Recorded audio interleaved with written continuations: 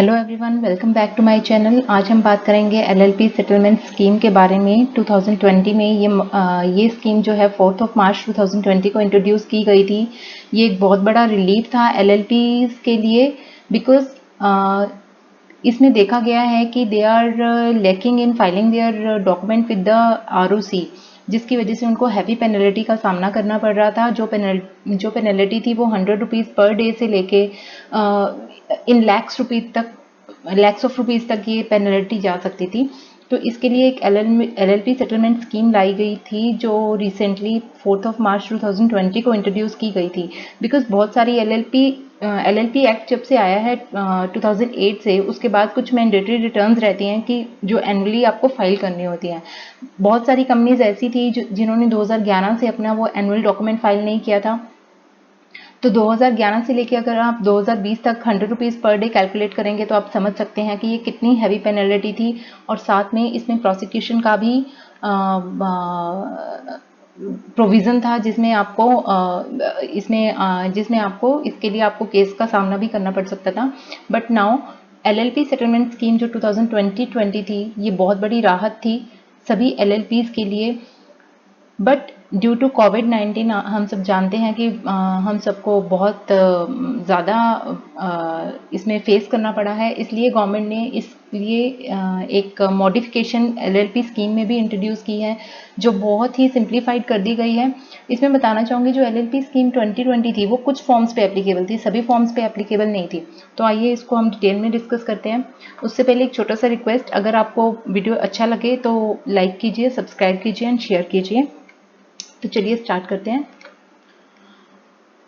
LLP settlement scheme 2020 है, ये इसलिए इंट्रोड्यूस की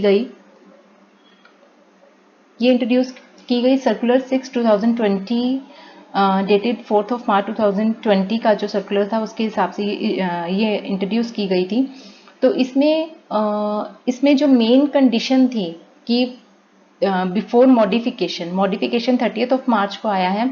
मॉडिफिकेशन से पहले जो कंडीशंस थी वो ये थी कि कोई भी एलएलपी जिन्होंने अपना डॉक्यूमेंट पिछले सालों में फाइल नहीं किए हैं, मैंडेटरी डॉक्यूमेंट, वो कुछ ही डॉक्यूमेंट थे, लाइक फॉर्म 3 था, फॉर्म 11 था, फॉर्म 4, फॉर्म 8 पे ही एप्लीकेबल थे। लाइक सोलवेंसी स्टेटमेंट जो देना होता है आपको, एंड आपका जो पार्टनर्स का स्टेटमेंट एनुअली जाता है which is to be filed by the 30th of May and 31st of October।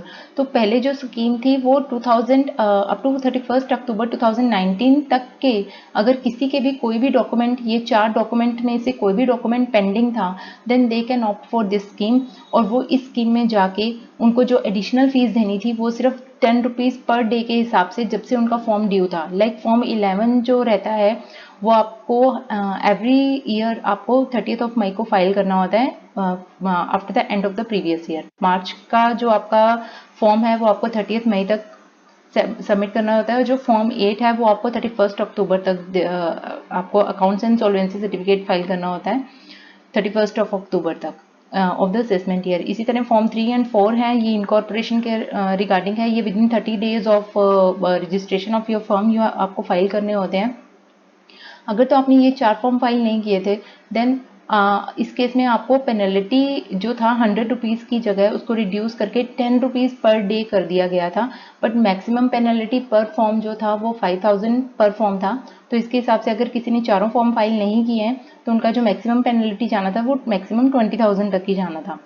तो ये जो था सिर्फ इन 4 फॉर्म्स के लिए था। और ये स्कीम जो पहले एप्लीकेबल थी वो 16 मार्च से लेके इसको 13 जून तक आपको फाइल करने थे ये डॉक्यूमेंट, अगर आपके 31 अक्टूबर 2019 तक का कोई भी डॉक्यूमेंट पेंडिंग था। तो ड्यू टू कोविड-19 अब क्या कर दिया गया है, तो इसको बहुत ही सिंप्लीफाई कर दिया गया है। इसमें ये जो स्कीम है, जो एक नया सेक्शन, नया एक पैरा इंट्रोड्यूस किया गया है इसी सर्कुलर में, पैरा 8A। इसमें क्या है, कुछ लोगों ने तो देखा जैसे ही ये सेटलमेंट स्कीम आया 16 मार्च को, तो कुछ लोग जो जिनका बहुत पुराने थे फॉर्म्स, तो उन्होंने तो फटाफट अपने फाइल करने शुरू कर दिया। एंड उन्होंने they have also paid the additional fees also. This was beneficial for them. But अब वो उनकी फीस तो रिवर्स नहीं कर सकते थे, इसलिए एक नया सेक्शन पैरा इंट्रोड्यूस किया गया, पैरा 8A। तो इसमें क्या कहा कि ये जो स्कीम है ये मॉडिफिकेशन एप्लीकेबल होगी फ्रॉम 1 अप्रैल 2020 से, और ये वैलिड रहेगी अप टू 30 सितंबर तक। तो इसमें जो मॉडिफिकेशन दिए गए हैं वो ये हैं कि 31 अगस्त 2020 तक अगर किसी का कोई भी डॉक्यूमेंट पेंडिंग है LLP का फाइल करने के लिए ROC के पास, then they can file by 30 सितंबर। पहले नोट कीजिए, पहले सिर्फ फॉर्म 3, 4, 8 एंड 11 के लिए था, अभी इन्होंने सभी डॉक्यूमेंट्स लिख दिए हैं कि एनी डॉक्यूमेंट अगर कोई भी डिफॉल्टिंग कंपनी का कोई भी डॉक्यूमेंट अगर फाइल उन्होंने नहीं किया था which was due for filing up to 31 August 2020, then they can file all this document by the 30 September 2020। तो इसके लिए उन्होंने बोला है कि अब कोई भी एडिशनल फीस नहीं ली जाएगी for the belated document, means जो वहाँ पे आपसे 10 रुपीज़ पर डे के हिसाब से लिया गया था मैक्सिमम 5000, वो भी अब नहीं लिया जाएगा। बट ये उन लोगों पे ये वो भी आपसे मतलब अब कोई पेनल्टी नहीं ली जाएगी। मोर ओवर जो लोग इसमें अपना कंप्लायंस कर देते हैं उनको ये माना जाएगा कि they have made their they have making good the default, and उनको फर्दर किसी भी प्रोसिक्यूशन का सामना नहीं करना पड़ेगा। तो फर्दर ये जो स्कीम है LLP की उन लोगों पे एप्लीकेबल नहीं होगी जिन्होंने अपना नाम LLP फर्म्स के रजिस्टर से स्ट्राइक ऑफ करने के लिए एप्लीकेशन दे रखा है, उन पे एप्लीकेबल नहीं होगा। इसमें आपको एक और बात बताना चाहेंगे कि कोई भी कंपनी का कोई भी LLP का नेम तब तक फॉर्म ROC से स्ट्राइक ऑफ नहीं होगा अगर उसका कोई पेंडिंग डॉक्यूमेंट है। तो इट इज़ बेटर, बहुत सारे लोग ऐसे हैं जो लोग कहते हैं कि they have created the LLP in 2011 and 12 and so on, but their business is nil, they are not doing any business in that।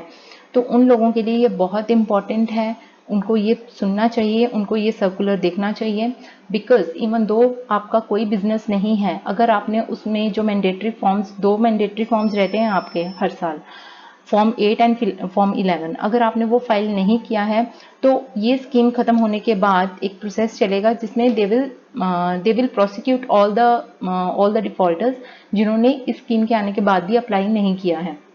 Then so it is better, even आपका नील, अगर आप LLP ऑपरेट नहीं करते हैं and उसमें आपका नील business है या उसमें आपकी कोई ट्रांजेक्शन नहीं है, इवन देन अपना फॉर्म 8 एंड फॉर्म 11 आप फाइल कीजिए, एंड अगर आप उसको चाहिए उसके बाद then you can strike off the name of your LLP अगर उसमें आपका काम नहीं है। तो रनिंग LLPs के लिए तो I think they are very much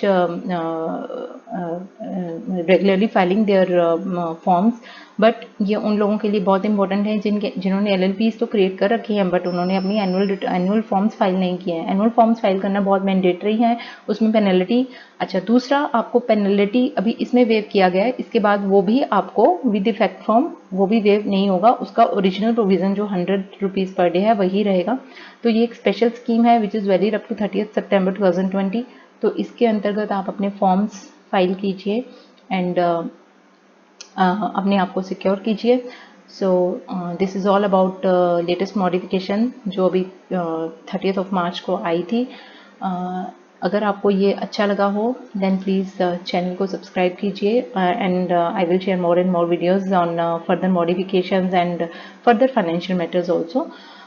thank you so much.